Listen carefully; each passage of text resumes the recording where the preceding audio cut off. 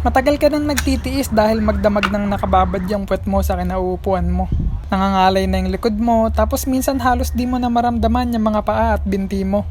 Huwag ka mag-alala, danas ko din yan. As a freelancer, bukod sa mga laptop o computer, importante din na may maayos tayong workstation. At isa sa mga namimiss natin is yung mga bagay na magbibigay pala ng support sa mga katawang lupa natin para makaiwas tayo sa pangangalay, pamamanhid, at kung ano-ano pang mga sudden pain. Isa na tong footrest sa naisipan kong gawin. Ooh, lala. Look at the curve. Ang sexy, di ba? Well, hindi lang yan basta nakadesign for aesthetic. Nakadesign yan para sa natural comfort ng mga paa natin. At isa lang yan sa mga hidden features nito. By the way, I'm Kevin. Isa akong freelancer at woodworking hobbyist. I designed and craft ergonomic workspace accessories made entirely from repurposed wood.